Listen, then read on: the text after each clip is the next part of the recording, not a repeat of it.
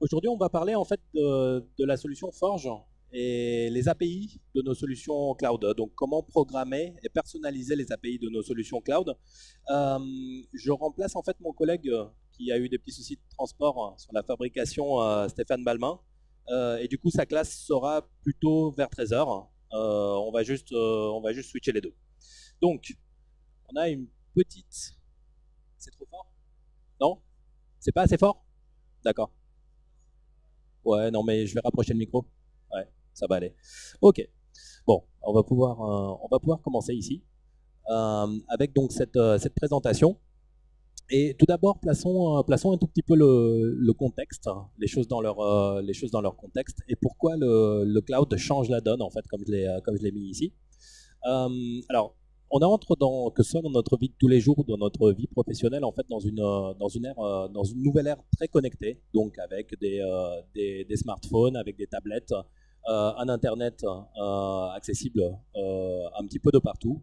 Et donc, ce qu'on va avoir ici, en fait, c'est que on va vous présenter une manière de personnaliser, soit personnaliser vos solutions, soit sinon créer vos propres solutions cloud basées sur notre plateforme Forge, où on va avoir, comme vous le voyez, les données au milieu et on va pouvoir consommer ces différentes données, soit à des fins de conception par exemple, ou pour sortir des nomenclatures, sortir des données d'ingénierie et faire du calcul, de l'analyse, et utiliser ces données où qu'on soit et de n'importe quel périphérique en fait, hein, que ce soit sur un périphérique mobile ou alors bien évidemment sur un ordinateur. Donc on va ici essayer de résoudre les différents silos d'information, de connecter l'information, d'avoir accès à cette fameuse information, le fameux I du BIM, et donc d'améliorer nos différents workflows en fait, hein, tout simplement.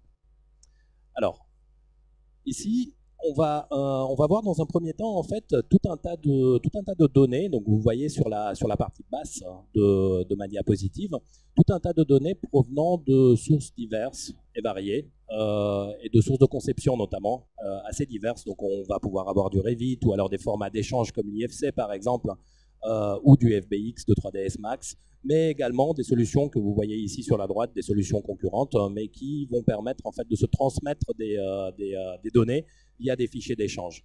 Le problème, c'est comment on va exploiter ces différentes données de manière cohérente et comment on va accéder en fait à ces fichiers de design, à ces fichiers de conception de manière assez facile et directe, afin de pouvoir les visualiser, créer des plannings, faire des estimations de coûts, euh, voire y connecter des outils de vente ou de marketing en direct, hein, pour pouvoir avoir des automatismes.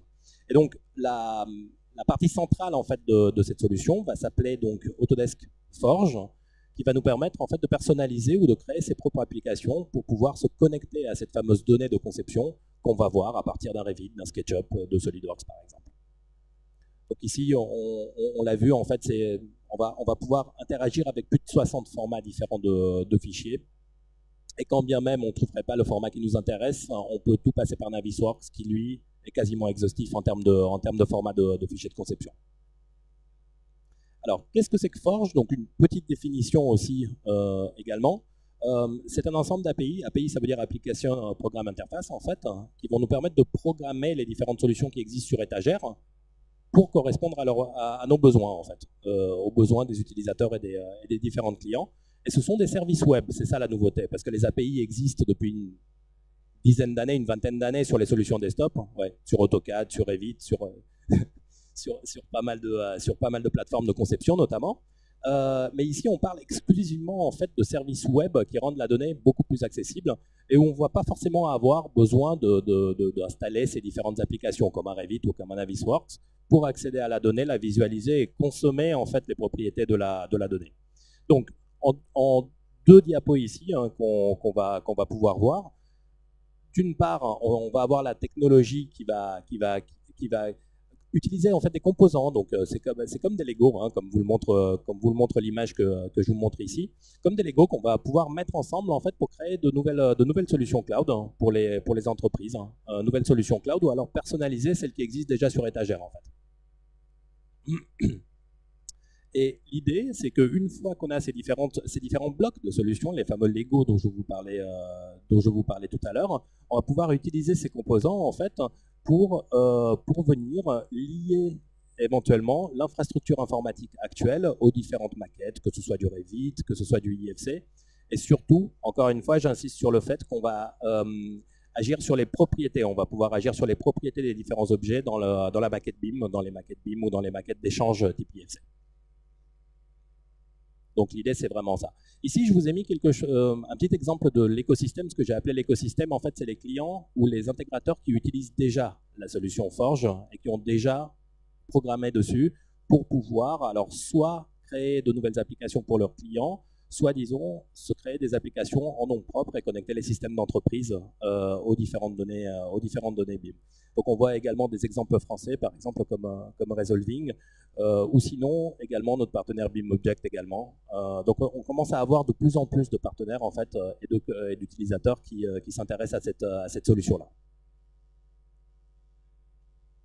Alors, ici, je vais rentrer un tout petit peu dans le détail en fait sur les différents blocs qu'on va pouvoir utiliser pour pouvoir créer ces différentes applications. Et je vais vous donner des exemples concrets parce que on n'est pas forcément tous programmeurs, moi le premier d'ailleurs. Et donc, pour bien comprendre ce qu'on va essayer de mettre en place, en fait, on va essayer de regarder des exemples complets et je vous montrerai une petite vidéo en fait qui permet de comprendre les différentes choses. Alors, le premier point, pour les développeurs qui travaillent sur cette plateforme-là, en fait, on ne va pas avoir besoin forcément de langage classique, du C#, du C++, des choses comme ça. Il suffira d'avoir des compétences de développement web, avec quelques langages que vous pouvez voir ici, en fait, dont Node.js par exemple, ou de l'application REST. Donc ça, c'est vraiment pour ceux qui font de la programmation, mais via du développement web. Alors, la première brique, donc je vous avais dit que c'était des composants qu'on pouvait utiliser pour mettre les différentes solutions ensemble et construire une solution cohérente qui va pouvoir nous servir en fait derrière à consommer ces différentes données BIM. Ici, l'idée c'est la première brique, donc c'est celle qui s'appelle Data Management, qui va permettre d'accéder aux différentes données qui sont stockées sur nos solutions sur étagère, BIM 360 BIM ou BIM 360 Docs. Donc qu'est-ce qu'on va pouvoir faire ? Dans un premier temps, donc, on va pouvoir parcourir les projets, accéder aux différentes versions des fichiers, accéder aux fichiers liés, parce que ça aussi, c'est quelque chose qui est très important, en fait. On va avoir plusieurs fichiers liés, et on pourra comprendre de quelle manière sont liés ces différents fichiers, éventuellement faire de la recherche, ou sortir une liste des différents fichiers, et charger et télécharger les données directement sur les plateformes sur étagère que j'ai citées ici dans la première ligne. Donc ça, c'est vraiment la première brique de management. Et là, ici, vous voyez un petit exemple en fait, de la solution BIM 360 Docs qui, elle, sera un peu le conteneur du fichier, de la donnée BIM et de l'information. Ça, c'est la première brique. Un exemple client, là, pour le coup, c'est quelque chose qui est directement lié en fait, avec ce qu'on fait. On a travaillé typiquement avec Google, en fait, qui avait comme besoin de consommer les données BIM de ces data centers, de ces centres de données en fait. Et par contre, ils avaient absolument toutes leurs données, bien sûr, sur Google Drive, sur leur système de cloud. Donc l'idée ici, c'est que ce qu'on a fait, c'est qu'on a liaisonné les deux systèmes de cloud avec leurs données qui étaient sur Google Drive en fait, et on a permis aux utilisateurs mobiles, sans forcément avoir à installer encore une fois des softs lourds, par exemple comme Revit ou Navisworks, d'avoir accès aux maquettes et à l'information qui est dedans. Donc on a connecté les différents clouds afin de leur fournir les services qu'on fournit nous dans les produits sur étagère, mais à partir de leur cloud ici. Et on a utilisé, cela dit en passant, également leurs API en fait, puisque leur cloud est également ouvert, donc on va pouvoir s'y connecter via des connecteurs en programmation. Ça c'était le premier exemple. Et là, ce que vous voyez, en fait, c'est typiquement le projet pilote de ce qu'on a fait pour Google, ou avec Google, en allant chercher les données qui étaient directement sur Google Drive. Donc, on voit différents types de fichiers, par exemple du Revit, on va avoir du DWF ou même du fichier AutoCAD DWG, qu'on va pouvoir visualiser donc, dans notre viewer, qu'on met donc à disposition des différents clients, qui nous permet de prendre des mesures, de faire des coupes et surtout d'accéder également aux propriétés des différents objets, comme je vous le disais tout à l'heure. Ici, ce que vous pouvez voir, hein, c'est toute la structure en fait de leurs données organisées en fait justement sur le Google Drive, hein, qui est lisible par nos briques de données et donc visible dans le viewer. Et on va avoir accès aux différentes informations. On va pouvoir télécharger la donnée, on va pouvoir filtrer sur les différents types de fichiers. Dans un deuxième temps, on a également une deuxième brique, donc ça c'est carrément le deuxième service en fait qu'on va pouvoir proposer afin de personnaliser ces solutions ou de créer ses propres solutions, qui va me permettre d'extraire des métadonnées et de les partager. De les extraire de quoi? Par exemple de fichiers Revit ou AutoCAD ou d'autres formats de fichiers que vous voyez ici. Et ce qu'on va pouvoir faire également, c'est de convertir des fichiers. Donc typiquement, j'ai mis un exemple ici, on va pouvoir convertir en masse plusieurs centaines de fichiers. Donc on va laisser nos ordinateurs sur nos data centers en fait travailler pendant quelques minutes en fait avec une grosse puissance par rapport à notre machine. Et lui, il va nous convertir par exemple des centaines de fichiers de Revit en IFC. Et on va pouvoir les mettre à disposition d'un client ou d'un autre intervenant dans le projet de construire.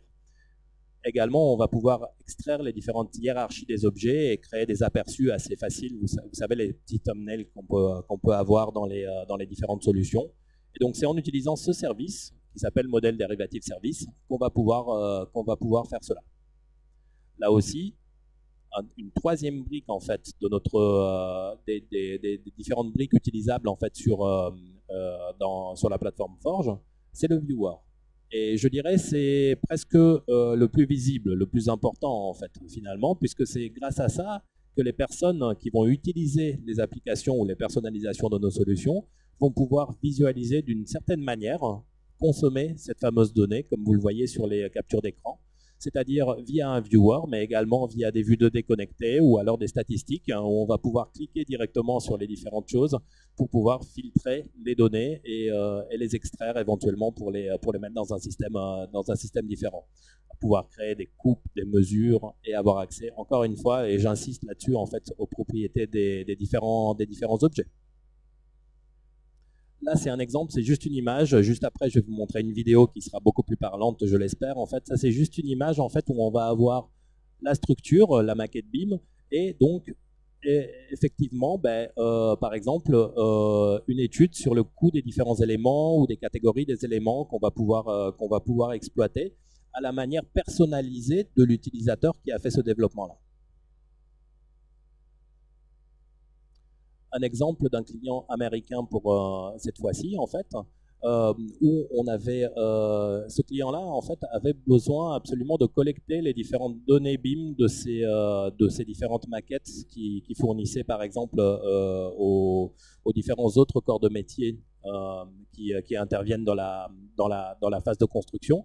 Et son problème principal, c'était la cohérence des données, c'est-à-dire qu'il pouvait consulter maquette par maquette, mais pas forcément absolument tout ensemble. Donc ce qu'ils ont fait, c'est qu'ils ont personnalisé en fait une solution sur étagère, BIM 360, pour pouvoir, donc via ces différentes briques que je vous ai décrites ici, pour pouvoir intégrer les coûts des éléments dans les nomenclatures sorties des modèles BIM.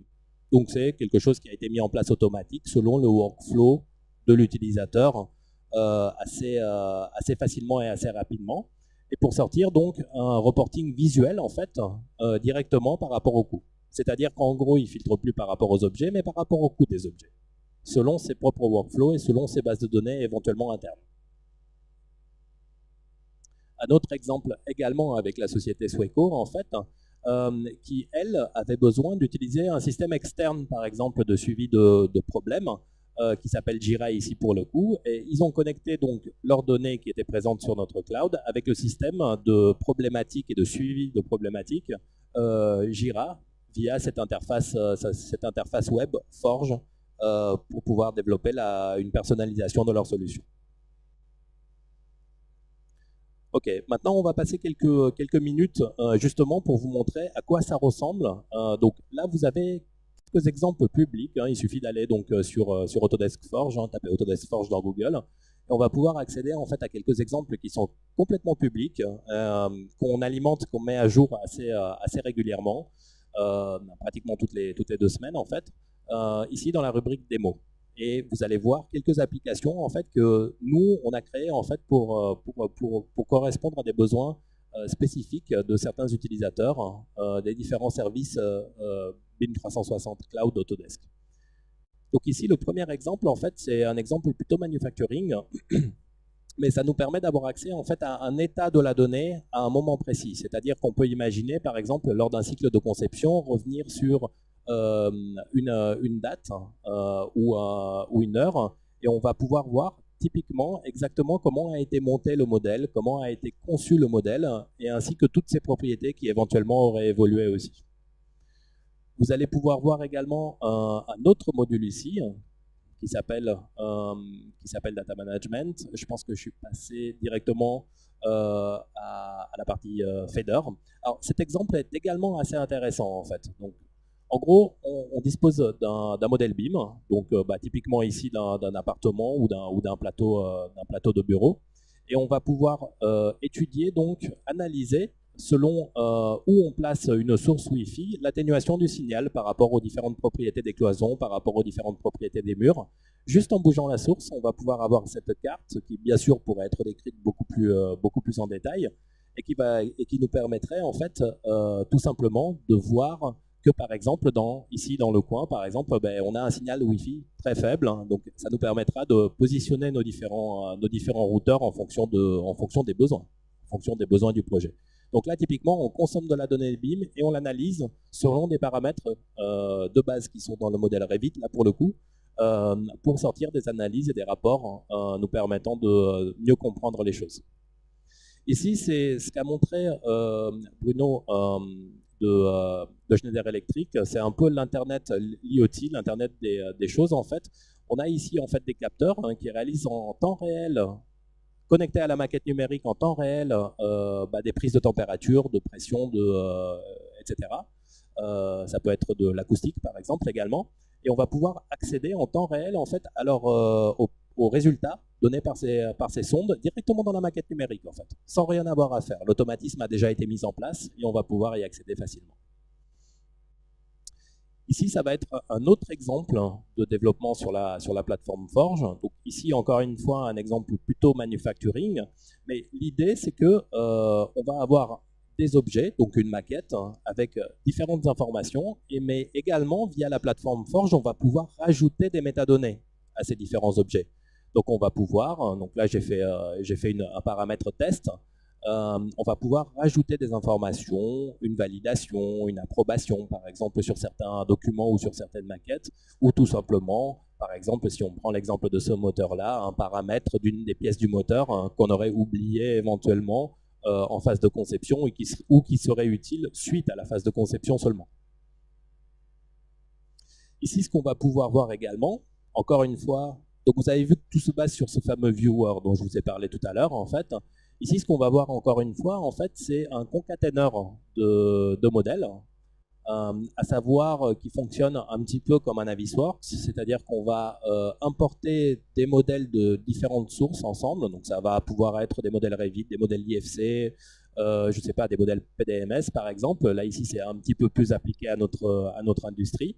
Et on va pouvoir déplacer éventuellement, alors ça peut s'automatiser également, on va pouvoir déplacer les différents éléments directement concaténés dans ce viewer, afin soit de créer des animations, soit de créer des états, les états précédents que je vous ai montrés avec le siège auto par exemple. Ça pourrait parfaitement convenir. Ça c'est peut-être un des exemples les plus parlants en termes d'analyse. Ici, ce qu'on va pouvoir avoir, c'est simuler tout simplement de l'analyse. Donc là, on est dans la simulation physique en fait. On va pouvoir simuler la chute des différents objets selon les états, selon les conditions aux limites qu'on aurait pu mettre dans les maquettes, dans les propriétés des différentes maquettes. J'ai rajouté également un autre exemple ici. Donc tous ces exemples, encore une fois, je le répète, en fait, sont disponibles au grand public, en fait, directement sur notre plateforme Forge. Il suffit d'aller chercher Autodesk Forge dans Google. Ici, c'est un projet qui est somme toute assez conséquent. Et donc, les utilisateurs nous avaient demandé en fait de programmer quelque chose pour pouvoir avoir une vue et consommer cette fameuse donnée BIM qui est à l'intérieur des objets, qui à certaines propriétés qui sont directement exploitables, par exemple sous forme de statut, c'est pour aller voir si les différents profilés métalliques ont déjà été livrés sur le chantier, par exemple, ou s'ils ont déjà été montés, tout simplement. Et là, je vous parle de profilés métalliques, mais ça pourrait être sur toute la partie, parce que sur cet exemple industriel, ça va être surtout des profilés métalliques, des tuyauteries, des équipements. Ici, on va pouvoir le faire également en fait sur la partie tuyauterie, c'est-à-dire est-ce que cette partie de la tuyauterie a déjà été fabriquée. Donc là, on filtre en fait les données selon ses besoins. Éventuellement, on les lie à notre base de données de prix également. Et vous voyez qu'on est toujours dans le même viewer que je vous montrais tout à l'heure.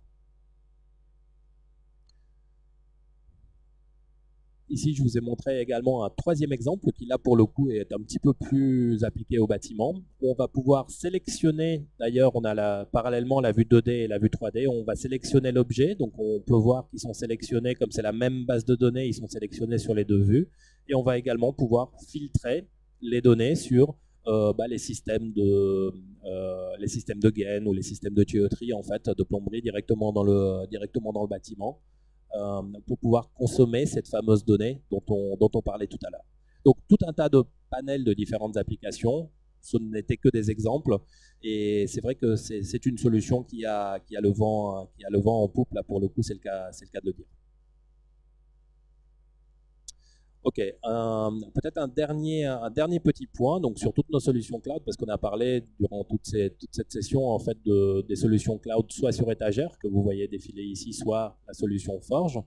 On a un site en fait qui s'appelle Autodesk Health Dashboard, où vous pouvez, si vous êtes utilisateur de nos solutions cloud, vous abonner et éventuellement avoir l'état des différents services cloud Autodesk qui donc tournent sur nos serveurs en direct, voire même un historique lorsqu'il y a des maintenances, lorsqu'il y a des problèmes, parce que des fois il y a des problèmes également en fait. Donc vous avez des messages typiquement quasiment heure par heure en fait des différentes interventions qu'on va pouvoir faire, et surtout vous êtes notifié des différentes maintenances lorsque ces solutions évoluent. Encore une fois, ce sont des solutions qui évoluent très très vite. La plupart des solutions, que ce soit les solutions sur étagère comme BIM 360, Team et Docs, ou les solutions Forge, évoluent très très vite. On apporte de nouvelles fonctionnalités à peu près toutes les 2 semaines, toutes les 2 semaines. On n'est plus du tout dans un cycle en fait de développement comme on était sur AutoCAD ou sur Revit il y a quelques années, où il fallait attendre une nouvelle version. Non, là ça évolue et on apporte de nouvelles fonctionnalités toutes les semaines. D'où aussi également le besoin de voir éventuellement quand le samedi, en général on fait ça le samedi, on va avoir des maintenances sur nos serveurs pour arranger les clients. Donc ça, c'est quelque chose qui n'est pas particulier pour Forge, c'est vraiment pour toutes nos solutions cloud. Vous voyez BIM 360 Docs, Field, Team, vraiment toutes les solutions cloud, même Fusion par exemple, on les retrouve ici. Et on peut s'abonner et recevoir les différentes alertes par email également. On n'est pas obligé à chaque fois d'aller sur le site et de vérifier que le service fonctionne, ou alors s'il y a une maintenance de prévue. Donc voilà. Dernier petit mot, pub personnel. Il y a un membre en fait de notre équipe également ici, Julien. Pub personnel sur notre blog Village BIM, n'hésitez pas, dans Google, blog Village BIM en fait, n'hésitez pas à vous y abonner. On essaye de faire des articles quasiment quotidiennement en fait, pour pouvoir vous montrer des choses techniques autour des solutions Autodesk, mais pas que. Donc n'hésitez pas à venir nous visiter, éventuellement vous abonner également pour recevoir nos articles par email.